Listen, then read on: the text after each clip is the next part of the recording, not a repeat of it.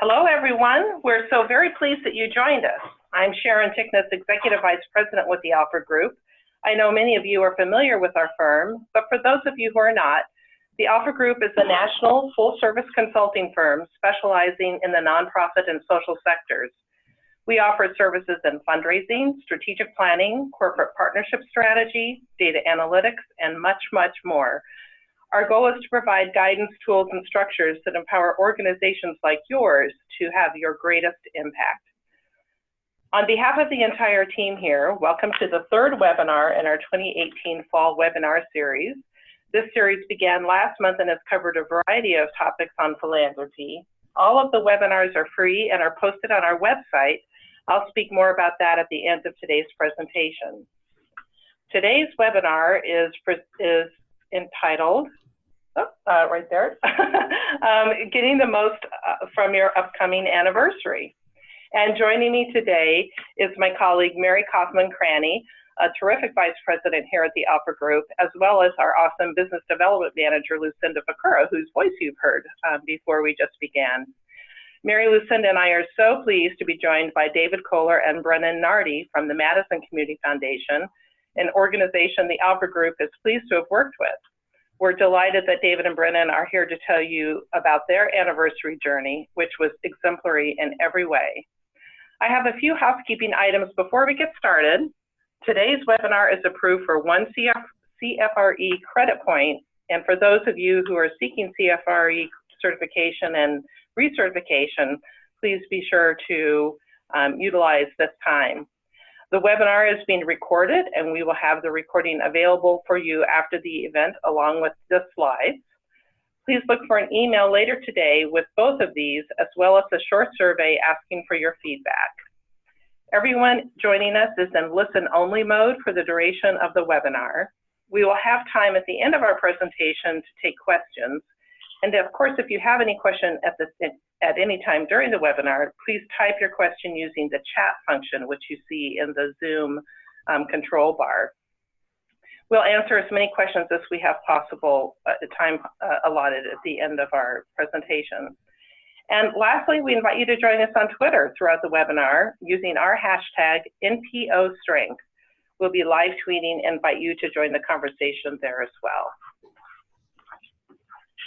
So let's get started with our session. An upcoming anniversary is a great opportunity to heighten your visibility, celebrate greater impact in the community you serve, and boost fundraising efforts. So leading off to outline the steps needed to make an anniversary a success, Mary will share the Alford Group's collective expertise on planning and celebrating your organization's special anniversary. Then we're eager for Brennan and David to tell you the amazing story of Madison Community Foundation's 75th anniversary, what happened that year, and what advice they have for all of us joining the webinar today. After that, we'll wrap up with the Q&A session. So with that, I'll hand it over to Mary to share the Alford Group's advice to you as you plan your special anniversary year. Mary? Thanks, Sharon. Happy anniversary. I'm guessing you're joining us because an organization you care about is about to celebrate a marker year. So let's talk about how to make the most of it. As Sharon said, it's a great marketing opportunity. It's not just a party or an event, but it should be a strategic initiative to accomplish key outcomes. Fundraising can be a part of it, but it shouldn't be the only element. And ideally, it takes place over a stretch of time. If it's a significant anniversary year, a 25th, a 50th, a 100th, think about using the entire anniversary year time frame, but use what makes sense. So the Alford Group is going to celebrate 40 years in 2019, and we're going to launch in January and end in September with concluding events, which is our founding month, as an example. So the first thing you need to think about is, what are your goals for your anniversary? Keep them to just a few. Make them count and really think about your ideas to what will advance these goals. Think about how you're going to measure success right up front. Will it include attendance, improved morale with your staff, dollars raised, new donors, increased awareness. Show this right up front to everyone. So let's look at the 5 steps to success. And of course, I've already mentioned the first one, which is thinking about your goals. Know the reason you're doing an anniversary celebration. It's a great conversation to have with your staff, your board, your donors. Really articulate the why. What will you accomplish as a result of this time and effort that you're going to put into the anniversary? And it does take time and effort. So make sure everyone knows the value that's going to go into this anniversary initiative. Of course, it's a chance to tout your achievements over the years. And as we look at this next slide, you can think about strengthening key relationships, thanking your staff, volunteers, donors, members, clients, and even the community at large. Set the vision for the future, leverage the past. Are there key audiences you want to reach during the celebration that will help your organization in the future? So let's look at success step number 2. Brand your anniversary year. Make it special. Think about your audiences and your goals. You might have a theme. Identify and keep your key messages for the year just to 3. What do you really want people to take away? And not just about where you've been, but use that to really leverage the past to springboard into the future. Again, what do you want your audiences to feel, to know about you? Think about going online and figuring out what represents your anniversary year. So the 40th happens to be ruby and the flower nasturtium. So every year, significant 5 years and 10 has some symbol already associated to that. You might think about incorporating that in some way. Update your logo. Here are some examples of some great logos I found online. Do you have a designer that you can use that would do this for free? I really like continuing your logo that you use on a regular basis and somehow adding your anniversary year to that. So you strengthen your existing logo and add the anniversary stamp. Or maybe you want to do a contest to get ideas about what would best represent your anniversary year. And then use it on your website. Stamp it with an anniversary focus. Building on your messaging and your key audiences. Highlight a monthly success story. Have a contest about best experiences. Bring people to you and use social media as a place where you can gather stories of your impact and success and deepen relationships with stakeholders. Do what you're already doing and do it with an anniversary twist. So let's look at success point number 3. One of my mottos in life: plan early, plan often. Give yourself as much planning time as possible. If it's a significant celebration like a 50th or 100th, you might start a year in advance. And maybe if it's a smaller celebration, think about a few months of planning. Regardless of that, get input from across your organization, including staff and board, and engage them. Can you create a committee of board members, donors, key staff to help plan?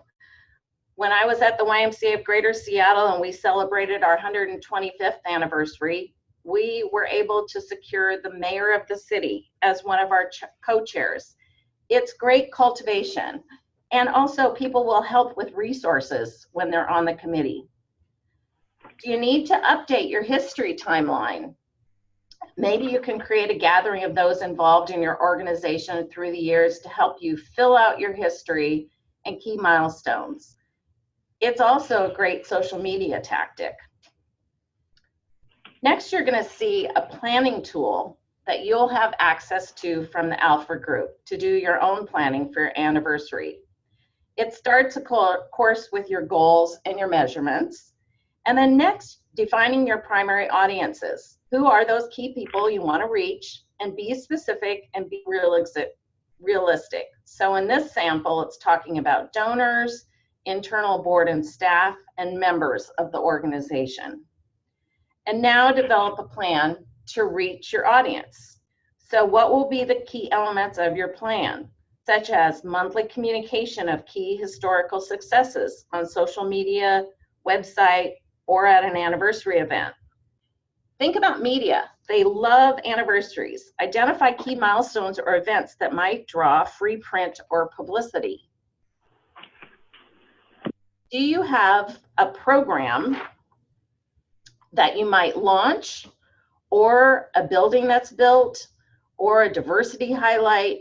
Do you have a plan that builds around what media cares about and some givens, such as holidays? So again, when I was at the YMCA and we celebrated our 125th, the YMCA was the founder of Father's Day. So we used that as an opening to talk about families and the Y's services there, and it worked. So let's look at success step number 4. Now, what are the tactics to achieve your goals and carry out your strategies? Trust me, you're going to have more ideas than you can possibly pull off. So be reasonable and really, really be critical about what tactics are the best ones to use. Does every tactic and idea help you reach the audience and achieve your goals? You're going to have to ask, do you have a budget for this?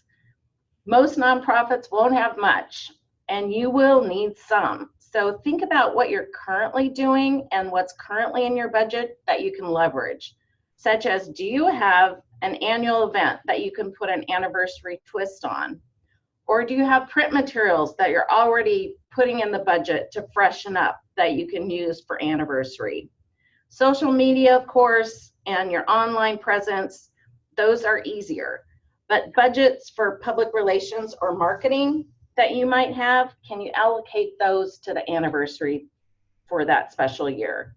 And of course, there might be a historical donor or board member who will love to make a special gift to make your anniversary highlighted. Is there, as I'd mentioned, an initiative that you can launch? We're going to hear about an example of that.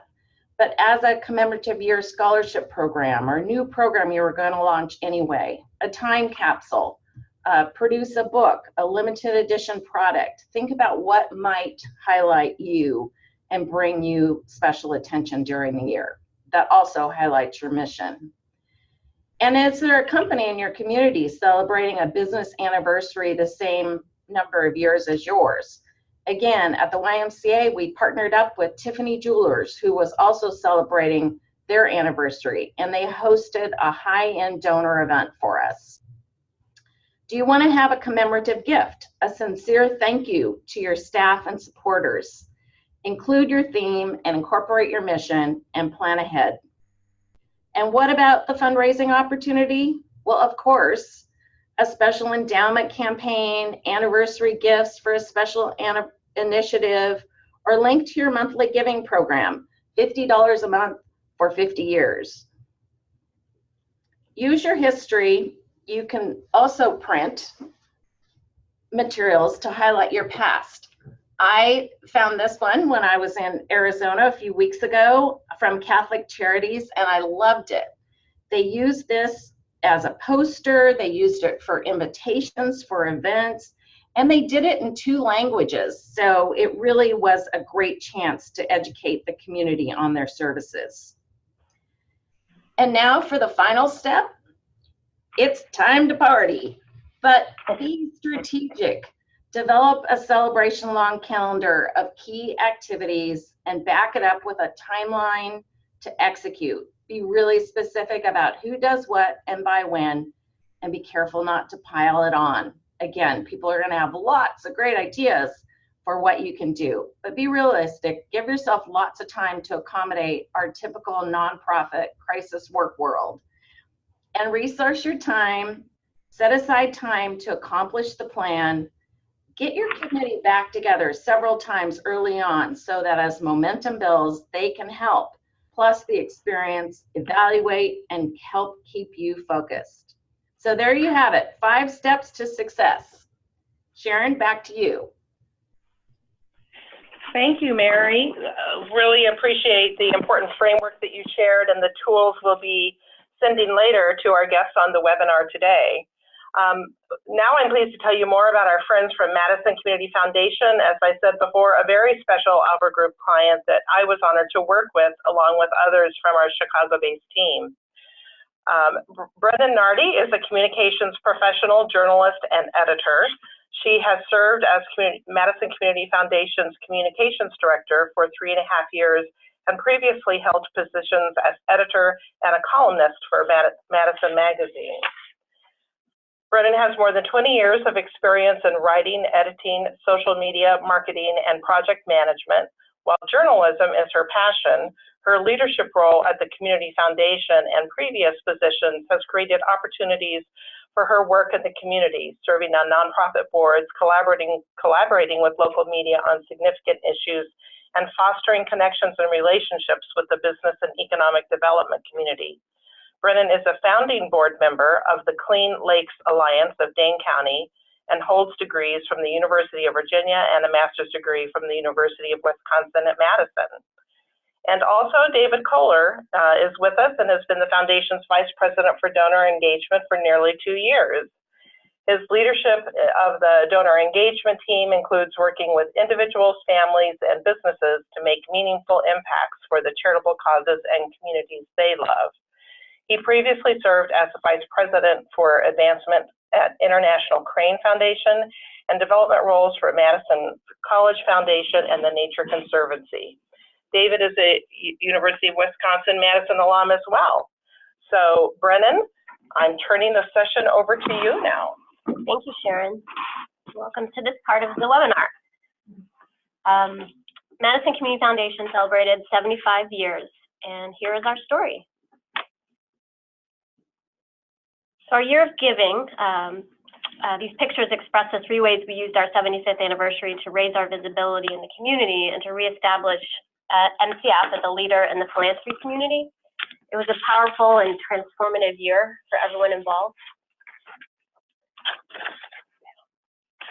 The questions we posed heading into our anniversary: who else is celebrating an anniversary and what can we learn? So our neighbors in Milwaukee had just celebrated their 100th. So we took their staff to lunch, learned a lot, learned that they put aside $100,000 for 10 years so that they'd have $1 million to spend. Everything, they gave away grants to open up the city, the museums, free bus transit, and they did it on a monthly basis for 1 year. It didn't work for Madison because a lot of the civic amenities in our community are free, but we did love the monthly giving concept, and so we adopted that, and we adapted a couple other of their ideas and made it Madison. The second thing is we thought about what was unique about our community. So in order to do that, we held a community brainstorm with people who are affiliated with MCF, but also people in the community who are community leaders, but we felt that we didn't have a direct relationship with them. So it was a really nice combination of people who knew us well, and civic leaders and people who we wanted to get to know. 350 ideas whittled down to 12, which I'll talk about in a minute. What were we trying to accomplish? So the 3 things we wanted to do were raise our visibility, give gifts, and then lead a legacy campaign to increase our planned gifts, which David will talk about. How much money will we invest and over what time period? We decided to, at the end of the year, we totaled it up, and we had given nearly $2 million in monthly gifts to the community. From May 2017 to May 2018, we began and ended with our annual dinner, and we had a marketing budget of $95,000. Who will do the work and where will we need help? We formed an internal committee that involved at the beginning every department, and then as the year went on, we didn't need as many people, so we had a core group of folks. And then we also hired a marketing firm and a PR consultant, and $95,000 went very fast. Our anniversary goal, in particular, was to connect to the individuals, organizations, and businesses that have the greatest capacity and inclination to join MCF in building a better community. We employed a three-pronged strategy using communications, community impact, which is our grant making, and donor engagement.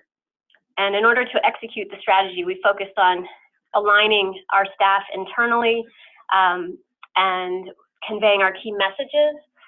We are a mentor brand.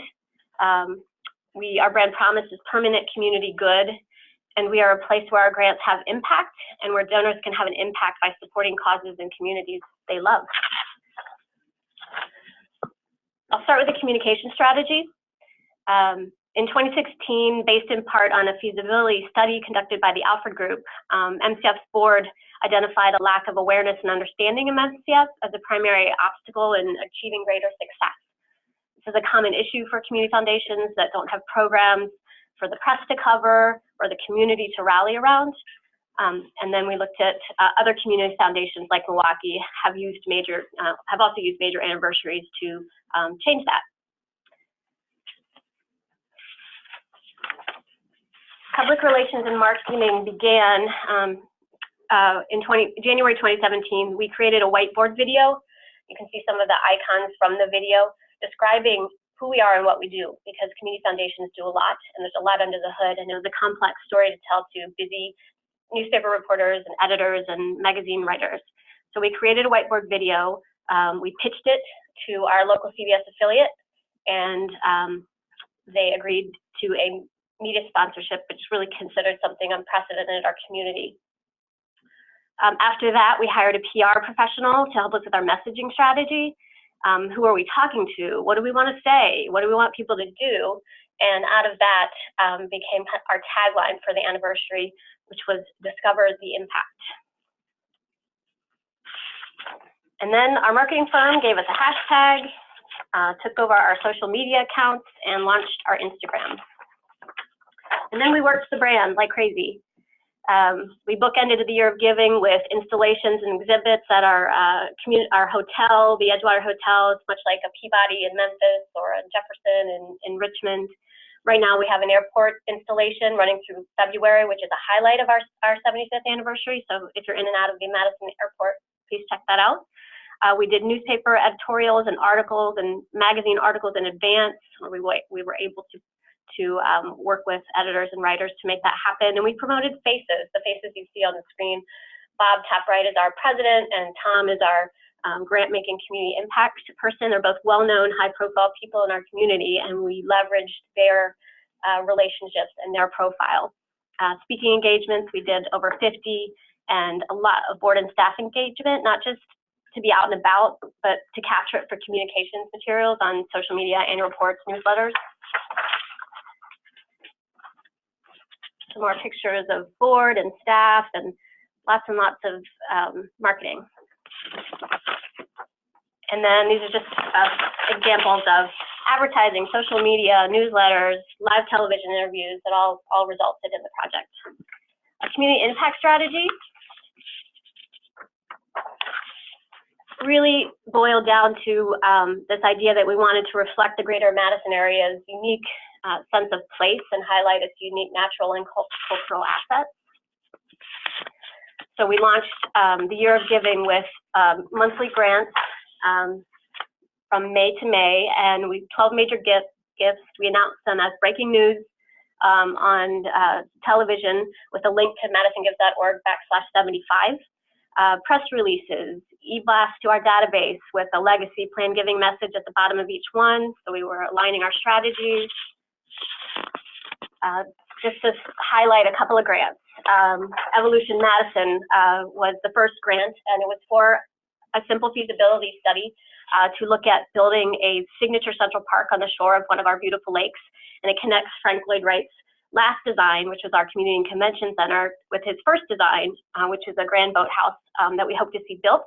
It was our smallest grant, but it leveraged hundreds of thousands of dollars in city money to further explore it, and it's sort of jetted to the top of the civic agenda. Another favorite grant is a bike equity grant. Madison is an Ironman city. We are a platinum status bicycle friendly community, but we're not as accessible or affordable to everyone. So 425 volunteers worked 2,000 hours to collect, refurbish, and give away 1,100 free bikes to kids. So we supported a grant to launch a nonprofit to do the free bike giveaway. And then through a coalition of bike equity advocates, the project really mushroomed to include bike safety and repair camps, paid internships, fix-it stations at community centers, and much, much more. Phoenix from the Ashes was a Turning Lemons into Lemonade grant. It was a $75,000 grant, partnership with our Parks Department, our Arts Commission, and Wisconsin Urban Wood to reclaim ash trees decimated by the emerald ash borer infestation. And the trees, which are no longer infected once they're felled, they're being milled and made available to local nonprofits for construction projects, high schools for class instruction, and artists for sculptures and installations. Our last reveal was a $1.1 million challenge grant to support community schools, which is a neighborhood-based educational model to close opportunity gaps through family and community engagement. And we also moved offices in the middle of all of this crazy, crazy madness. It was a wonderful year. We achieved our goals, and David's excited to talk to you about the last piece of the strategy. Thank you, Brennan.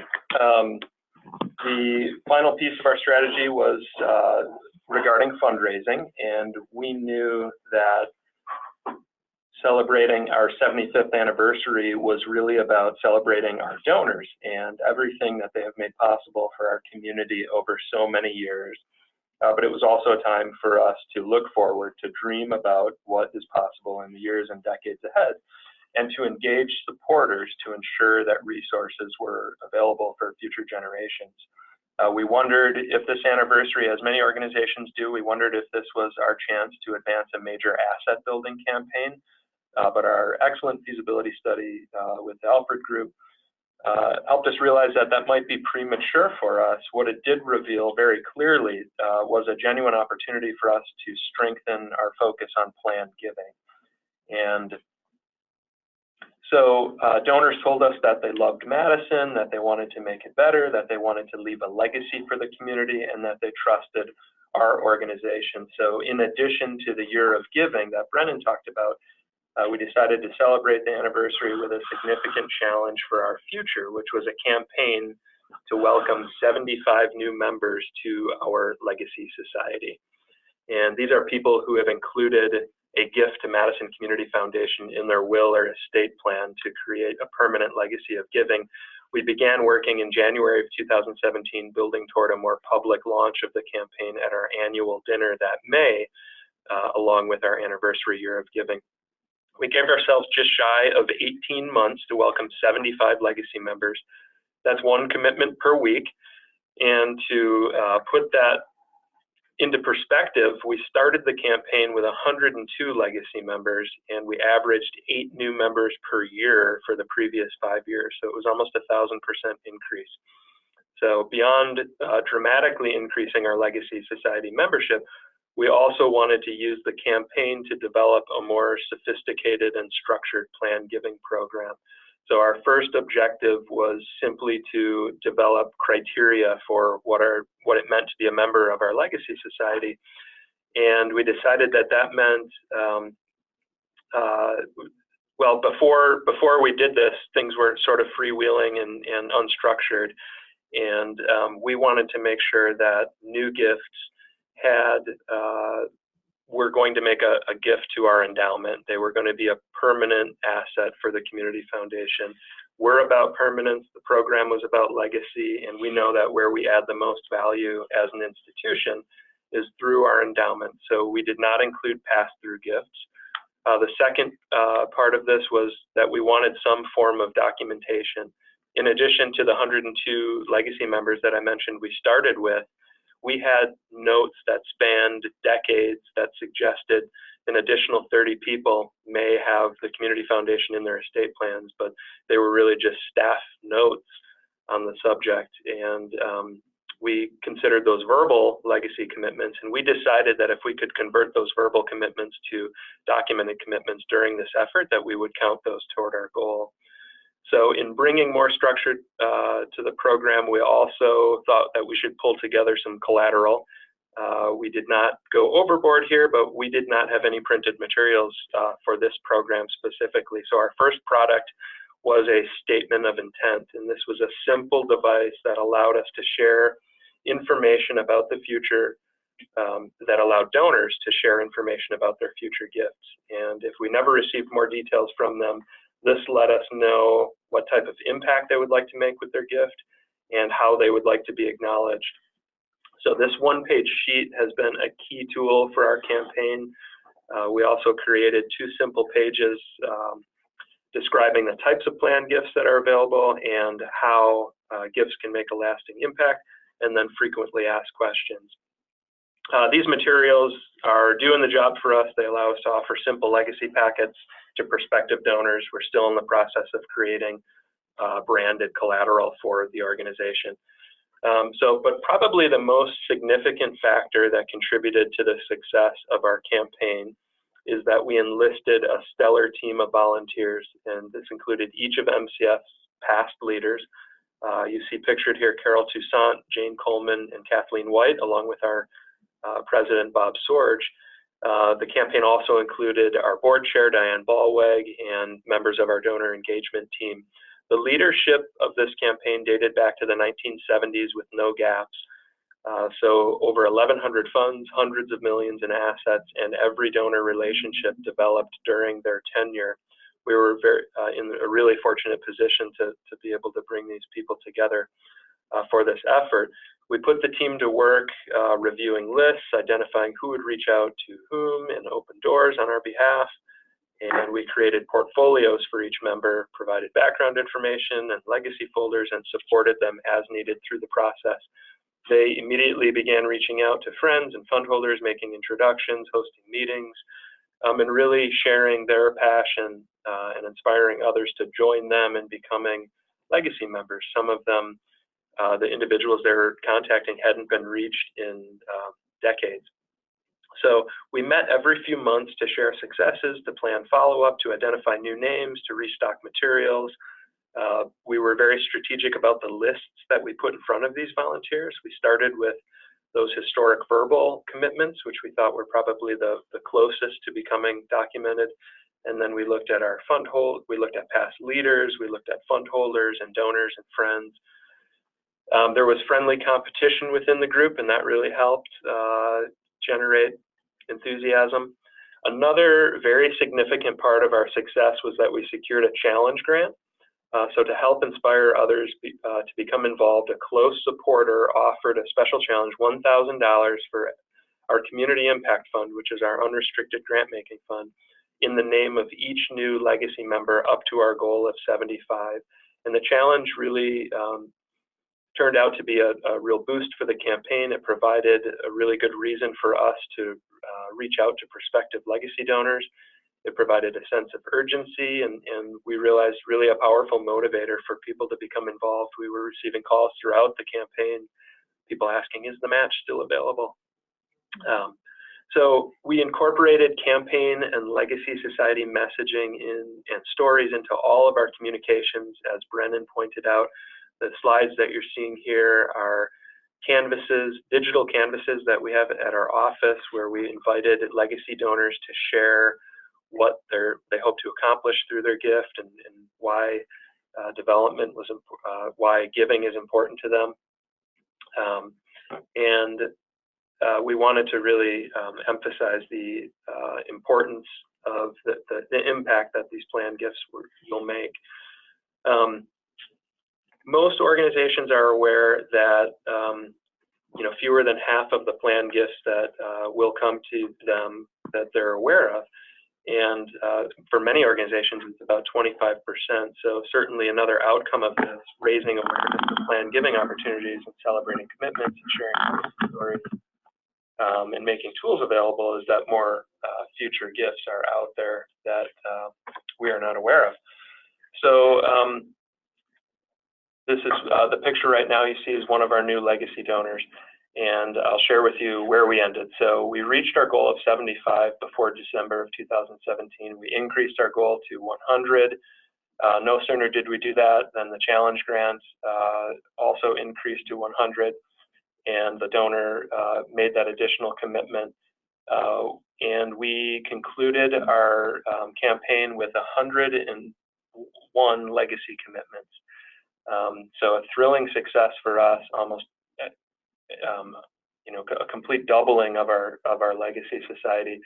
When we looked to understand what the financial impact that this campaign will have, we looked at what donors estimated for the future value of their gifts, and we looked at our own understanding, our own sort of average for legacy gifts that we'd received within our history. And if this campaign, if these gifts fall in that range, it will bring in $40 to $60 million in new endowments to benefit our community. Most of, about 30% of those were unrestricted. And, you know, beyond the dollars, this will mean stronger arts and new community centers and education for children and support for equity programs and stronger environment and bike paths and all the things that we do. So it was a wonderful experience and one we're thrilled about. So what did we learn? Quickly touch on some lessons. For us, timing is everything. The campaign was only possible because it was preceded by many years of relationship building. This was really confirmed with our feasibility study with Alford Group. People were ready. Our supporters trusted us, but they had not been asked to give in this way. Nothing too fancy. Really refers to our materials. You know, I think as fundraisers, we all are often feeling like we need to have good materials, and we're consistently shown that they're lower in importance than we might think. So we still don't have proper materials, but what we had did the trick, and we're working on new materials, but that certainly didn't hold us back. History was definitely our friend. Our campaign volunteers, our past leaders brought over a century of combined relationship building, and their credibility and the awareness of them in the community was key to our access and success.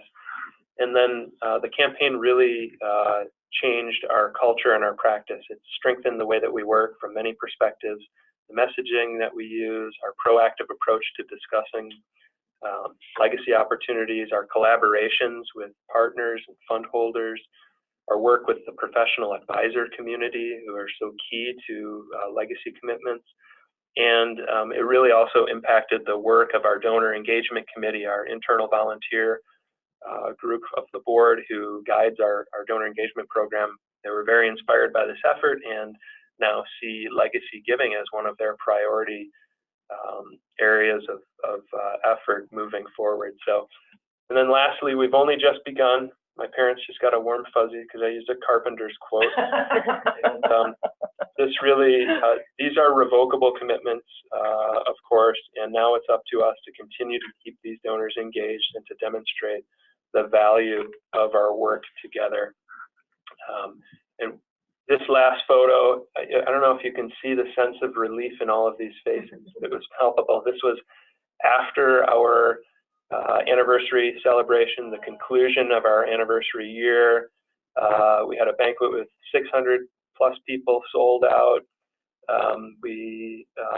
After everyone left, we ran around and we grabbed all the half-full bottles of wine and we occupied this table until all the other tables were put away. They closed the place. But we recently met with a consultant as we're thinking about strategic planning, and we reflected on, you know, what are some of the most important experiences that we've had, what are some of the brand moments we've had with the Community Foundation. And to a person, this anniversary year and the celebration was a significant, you know, sort of defining feature of our experience, and for many of us, our careers. Well, that's an amazing story. I think you all can appreciate why we were eager for David and Brennan to join us here. If you were sitting in our conference room where we're broadcasting from, you would see wonderful examples of the 75th anniversary, a lime green tote bag, a wonderful t-shirt, Discover the Impact, the 75th anniversary annual report, which you can access on the Madison Community Foundation website as well to see more. But congratulations. I mean, just the I'm sure all of you joining us today can imagine how powerful it is to have 101 legacy commitments, doubling the number that you had before, to ensure permanence in impact. You know, it's so impressive what you were able to do, and I know that many other organizations share in the transformative opportunity that an anniversary gives you. And I love that you ended with how an anniversary, while meaning you're taking on multiple efforts on top of what you do on a day-to-day basis, can in fact be a springboard to a new place and a stronger place. So we do have questions coming in. I want to remind you all to use the chat function to send in questions, but I think I'll lead off with a question for David and Brennan, how the experience affected grant making. So maybe you could speak about that, and to some extent, whether or not this increase in legacy commitments has influenced grant making in the future. I realize it might be nice for Tom to comment on that too, but he's not with us today. So Would love to be here and answer this question. And Tom was probably the most reluctant as we were heading into this. We historically had 2 grant cycles per year, and we kind of were in our routine. We gave away about half our money at one of them and half at the other. And in order to do this, this accelerated giving for the anniversary, we had to adjust that, and we had to reduce down to 1 grant cycle during this period, and in order to have enough money to distribute. And we were blown away by the experience and by the increased sort of marketing and celebration that happened around each of these grants, you know, really proactively and intentionally on our part. And after we finished the year of grant making, we really sat back and realized we can't go back to just doing the same old. And so we've switched our grant making cycle to now once per year, and we have reserved a larger amount of our resources for use on some of this sort of proactive, larger impact grant making. And we're thinking about opportunities to engage collaborators and co-funders to really make an even bigger impact, and to, of course, have that wrapped around with excellent communications and marketing, because we're still working on increasing awareness of who we are and what we do, and we realize how much these grant stories can be a tool to do that. Great. Yeah, so we have a few more questions coming in, and there were a couple along the same line, so I'm going to kind of put them together. But the question is about planning anniversaries for national organizations versus a local organization. So Mary, maybe this is a good place for you to jump in.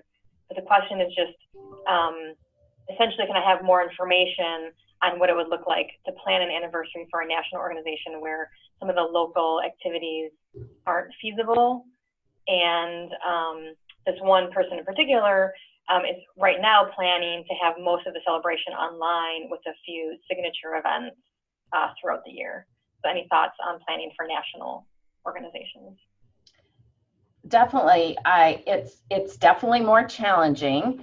Certainly if you have, branch operations out in the field, operations that you can include, that would be the first place I'd start, is how can they be a part of this and help really lift up the organization and include them in the planning. But if you are just in a central place, I think the kinds of things that you're thinking about in terms of social media and online presence are the most obvious ones. But of course, there are things that you can do to really, engage. Is this a time to do a special series of webinars around a topic that is really highly interesting to your donors and constituency? And think about, is there a way that you can create engagement that is a little bit different and above and beyond, and bringing a little higher panache to your typical communications and events? Mary, I'd be interested to know your thoughts on what anniversary years are significant enough to undertake an effort whether it's something as significant as what Madison Community Foundation did, or anyone. Is your 35th anniversary as important as your 60th? Or, I mean, obviously there's 25, 50, 75, 100, 10 that are obvious big markers, but what about other anniversary years? I think it's really dependent on, what you have going on that year that you can really highlight and make significant. So if there is a major turning point in your strategic direction, by all means, use an anniversary year to highlight the past and turn the corner for the future. I saw an anniversary recently that was for an organization, and it was a 5-year. And I kind of stopped for a second and thought, 5 years? And I thought, you know what, that's so cool, because 5 years for a brand new organization, that's definitely a time to stop and celebrate and really lift up, where they've come in those early times. So I think the obvious ones, I've certainly been in some organizations where we've had conversations about, are we going to celebrate, for example, the 120th? And we said, no, we should really take the next 5 years to get ready, because we don't have a good historical documents in place. We should take the next 5 years to get ready and prepare for 125th. Or we did a 40th at the Nature Conservancy in Washington. That was not really such a significant year, but there was, again, new leadership, a really great opportunity to re-engage some donors and board members and community members who had been lost over a transition time. And so we really utilized that to bring back many of our kind of lost audiences. So I think it really depends. I think you can use any anniversary year. How much time you spend, I think the perception is going to be around those big milestones of 25 or 50 or 75 or 100. But again, make a round number work for you. David, Brennan, do you have any thoughts about that? I'd say from as a former journalist, editor standpoint, I think they're great. Any anniversary, 5, 18, they're just great ways to get in the door and talk to the media or get their attention. Sometimes media on a slow news day are looking for any old story, but it is a good way to organize yourself from a media and outreach standpoint. Sure. The lesson that I learned through this experience was, if you are not celebrating an anniversary, you should be planning to celebrate an anniversary. If you're not at a big milestone, use the 10 years that you have before that to get yourself ready. We just had a meeting before this webinar with Chicago Community Trust. They spent a decade planning for their effort for their 100th, and they had the resources to do it. And that for us was, we wish we would have taken more time planning ahead. We did well with a pretty limited budget, and wish daily that we had more resources to invest in this effort. Mm-hmm. Do you all have any questions for Mary, or other things that have come to mind that we haven't touched on? I mean, maybe Brennan, just talking about how the anniversary helped to build your base, to broaden the visit. I mean, the goal was certainly to celebrate the milestones of the organization. It was also to improve awareness about Madison Community Foundation. And what's your sense of how, I mean, I know from my exposure prior to the 75th anniversary, what, a seismic change really did take place as a result of what you all did through the 75th year. Yeah, I would say from a marketing communications perspective, just work hard the dollars came and went pretty quickly. And so anything you can do to, of course, be able to measure your results. It's harder when you're talking about raising awareness and visibility. It's harder to put a fine point on, on the returns of the investment, but at the same time, there's a lot of other ways that you can sort of prove that that those marketing dollars are dollars well spent. So I would say don't wait to start talking about the next big thing, and working on increasing your budget as much as possible. Mary, any final thoughts or questions from you? Well, I really want to emphasize what David said about planning for your next anniversary. And it just made me think about the historical research that we did over 5 years at the Y. We had interns come in during the summer and go through boxes and pull out annual reports and, you know, get those. So you can really, when you're thinking ahead, you can also make your resources go further. And it ended up that somebody got excited about some of the things that were done, and they offered to put together a book. And so things kind of rolled by having a lot of time behind it. So, and I think, you know, someone said, you know, is there, you know, what if there's kind of ups and downs in your history? I think, you know, I think you need to recognize that the community wants you to acknowledge that you learn from your mistakes or learn from the challenges that you faced. And so I think putting that positive, you know, and here are some things we tried and ended up going in a different direction, those can be really valuable parts of your story.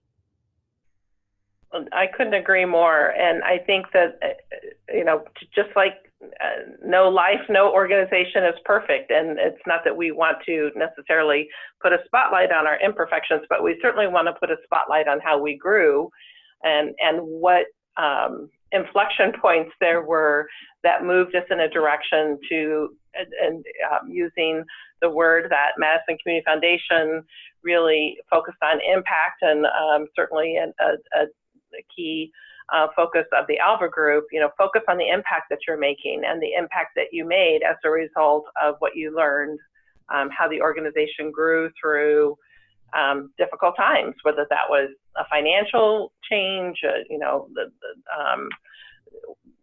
other, you know, there are so many factors that impact organizations, and that's part of what both professionals and volunteers show up every day to do, is to bring our best thinking, our best skills to help organizations do their best work and have the resources they need to do so. So, and there's just another question here, Lucinda.